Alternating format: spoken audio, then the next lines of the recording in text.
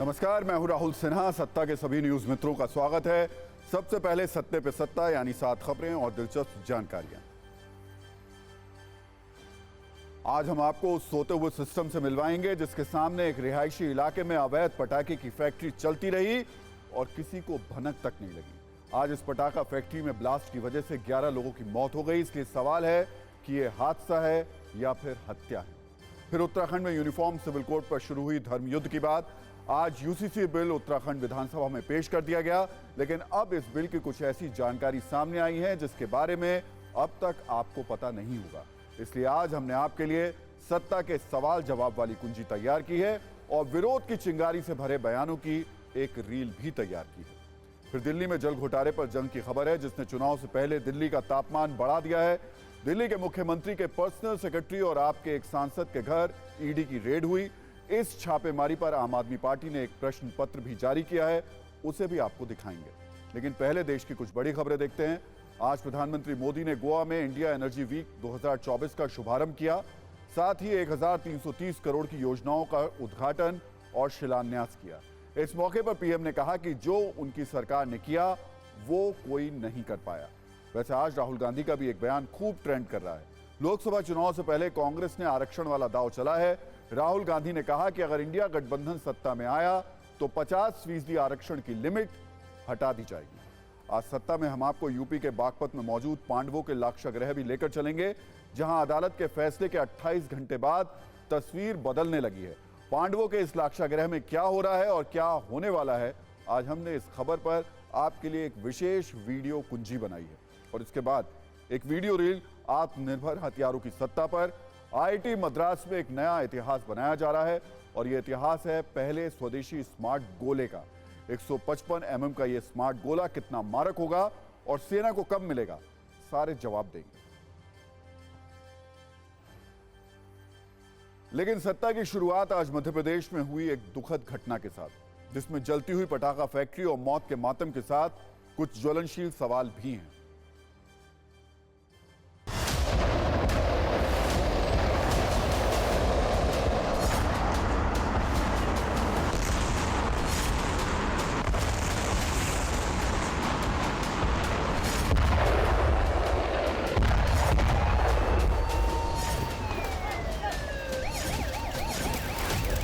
बेड़ागर की पटाखा फैक्ट्री है जहां अचानक सुबह ब्लास्ट हुआ है और भीषण आग लगी है।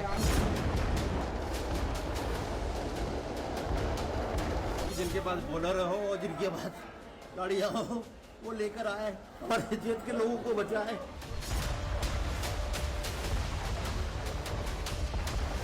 बहुत दुखद घटना है, दुर्भाग्यपूर्ण है और जितना भी सहयोग राज्य शासन से हो सकता है वो किया जा रहा है।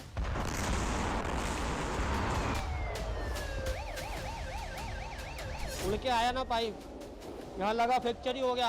गाड़ी छोड़ के मैं रिटर्न पटरी तरफ भागा, तो भागने में 2-3 जगह गिरने में पत्थर उछल के लगे मुझे।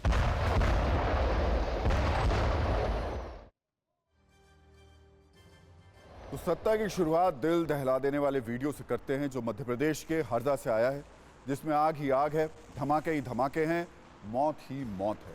ये किसी युद्ध के मैदान में बम वर्षा के बाद की तस्वीर नहीं है, ना ही किसी मिसाइल प्रहार के बाद जलते घर और जलते शहर की तस्वीर है, बल्कि ये बारूदी वीडियो उस अवैध कारखाने का है जो रिहायशी इलाके में चल रहा था। जिन पटाखों को जश्न मनाने के लिए बनाया जाता है, आज वो मौत वाले मातम की वजह बन गए। अवैध पटाखा फैक्ट्री में बेईमानी के इतने विस्फोट हुए कि सिस्टम हिल गया।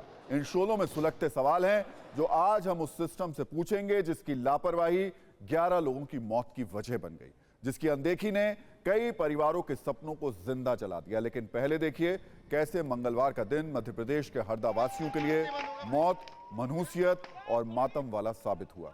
मध्य प्रदेश के हरदा में आज सुबह करीब 11 बजे अचानक आग की भीषण तस्वीरों के साथ एक के बाद एक जोरदार धमाके सुनाई दिए। पूरे इलाके में अफरा तफरी मच गई। किसी को कुछ समझ नहीं आ रहा था कि आखिर हुआ क्या है। शायद किसी को इस बात की भनक भी नहीं रही होगी कि अचानक इतना बड़ा हादसा हो सकता है। प्रत्यक्षदर्शियों के मुताबिक धमाका इतना जोरदार था कि कई किलोमीटर तक आवाज सुनी गई। विस्फोट इतना तगड़ा था कि 200 मीटर दूर घरों की दीवारों में दरार आ गई। आग की लपटें आसमान में सैकड़ों फीट ऊपर उठ रही थी। आग की तस्वीर इतनी भयानक थी कि यह कई किलोमीटर दूर से भी देखी जा सकती थी। आग की तीव्रता इतनी ज्यादा थी कि फैक्ट्री के आसपास मौजूद घर भी इसकी चपेट में आ गए।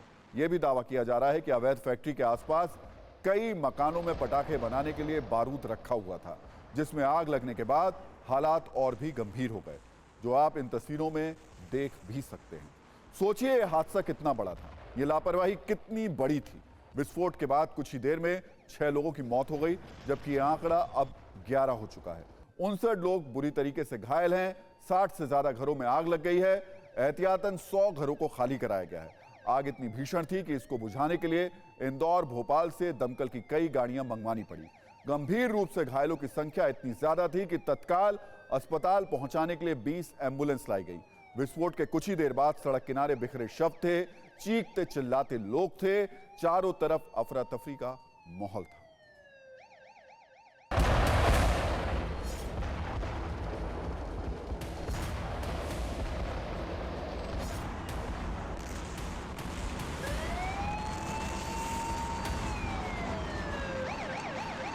बेड़ागर की पटाखा फैक्ट्री है, जहां अचानक सुबह ब्लास्ट हुआ है और भीषण आग लगी है। वैकल्पिक स्थान भी हम लोग जो आसपास की धर्मशालाएं हैं वहां पे हम व्यवस्था करा रहे हैं। लगभग 87-88 लोग इस आंशिक रूप से और कुछ कैजुअलिटीज़ हुई है, प्रभावित हुए हैं। अभी 8 कैजुअलिटीज़ आइडेंटिफाई हुई है। बाकी मलबे के नीचे जो रेस्क्यू चल रहा है। फैक्ट्री एकदम अवैध थी और उसकी पहले भी कई बार शिकायत कर चुके हैं। काफ़ी समस्या है, उसके बाद भी पहले सील हो चुकी है। 1-2 हादसे में पहले भी और लोग खत्म हो चुके हैं। उसके बाद भी जिला प्रशासन की घोर लापरवाही की वजह से आज वो हादसा हरदा में हुआ है।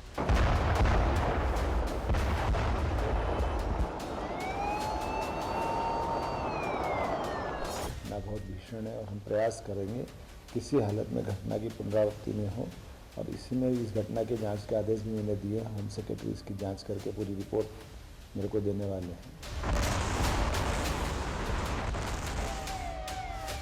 सुखराज से आ रहा था बाइक से, ये धमाका हुआ, गाड़ी दहलने लगी, जमीन दहलने लगी। नदी में जैसी नहर कैसी चलती है, लहर वैसे जमीन हिल रही थी, तो गाड़ी सही में गिर गया था। गाड़ी छोड़ के मैं रिटर्न पटरी तरफ भागा, तो भागने में 2-3 जगह गिरने में पत्थर उछल के लगे मुझे।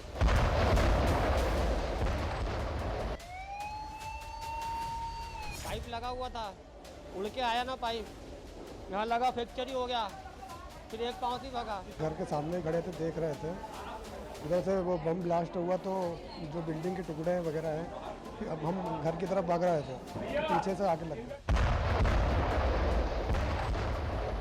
इसकी जांच होगी, किसकी कमी है, किसकी गलती है, और जो दोषी हैं उनको सजा भी मिलेगी।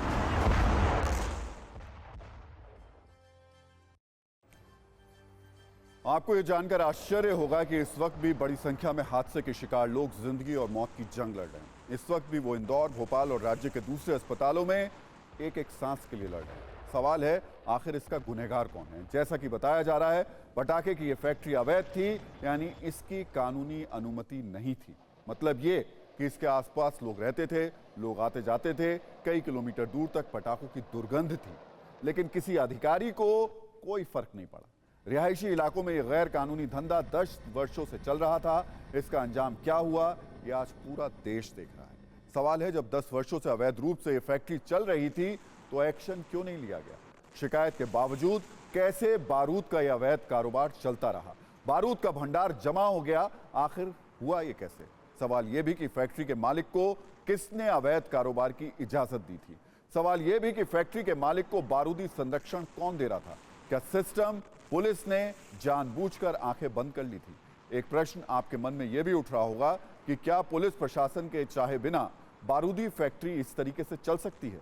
सबसे महत्वपूर्ण प्रश्न, पटाखे और बारूद कारोबार चोरी चोरी चलाना संभव नहीं है, क्योंकि इसकी दुर्गंध काफी दूर तक जाती है। हर किसी को पता होता है कि यहाँ क्या है और क्यों हो रहा है। तो क्या बारूद की दुर्गंध प्रशासन की नाक तक नहीं पहुंची थी?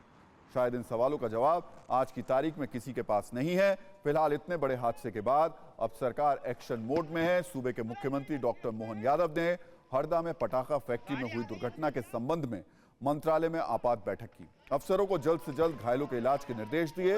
हरदा के आसपास के क्षेत्र से एम्बुलेंस हरदा पहुंचाई गई। इसके अलावा हेलीकॉप्टर्स की व्यवस्था भी की गई।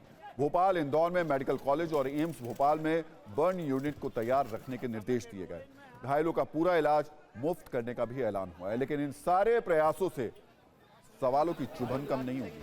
सिस्टम की लापरवाही से जो गहरे जख्म मिले हैं, अब मदद का मरहम उस पर लगाया जा रहा है। जिन लोगों की मृत्यु हुई है उनके परिवार को 4 लाख रुपए का मुआवजा दिया जाएगा। हरदा की पटाखा फैक्ट्री के मालिक का नाम राजू अग्रवाल बताया जा रहा है, जो फरार है। 2 वर्ष पहले भी यहां हादसा हुआ था जिसमें 3 लोगों की जान गई थी। जिला कलेक्टर को इसकी शिकायत 4 से 5 बार की जा चुकी है, लेकिन कोई ठोस कार्रवाई नहीं की गई। अगर की गई होती तो शायद आज ये मंजर नहीं होता। TV9 भारतवर्ष के संवाददाता हरदा में उस जगह पर गए जहां बारूद, आग और विस्फोट ने 11 जिंदगियों को खत्म कर दिया, कई घरों को तबाह कर दिया।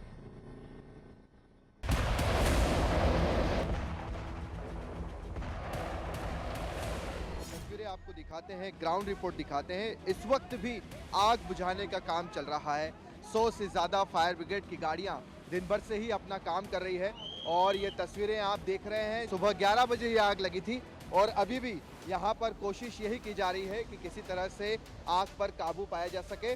पूरी फैक्ट्री अगर आप देखें तो यहाँ पर सिर्फ और सिर्फ आपको मलबा ही दिखाई दे रहा होगा। SDRF, NDRF की टीमें मौके पर मौजूद हैं। 500 मीटर दूर से जो लोग वीडियो बना रहे थे उन तक भी पत्थर उड़कर गए। तस्वीरों को अगर आप देखेंगे तो आपको समझ में आ जाएगा कि इस घर में रहने वाले लोगों का क्या हुआ होगा। और आगे भी देखें, सिर्फ 1 या 2 घर नहीं बल्कि ऐसे 100 घरों को खाली कराया गया।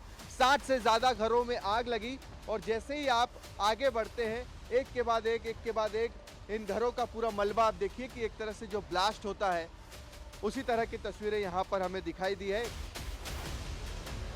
400 तो कर्मचारी थे, मतलब अंदर उसके काम करने वाले, बाकी बाहर भी खत्म हो गए लोगों। आसपास की पूरी बस्ती थी यहाँ पे, पूरी गरीब बस्ती यहाँ पे आसपास में रहने वाली।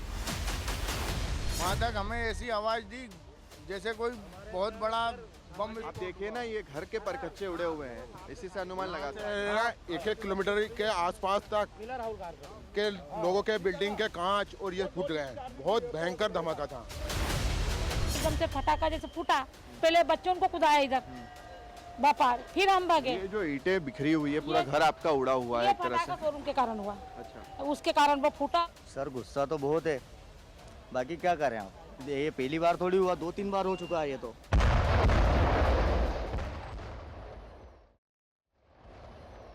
कुल मिलाकर इस मामले में प्रशासनिक जवाबदेही बहुत बड़ी है।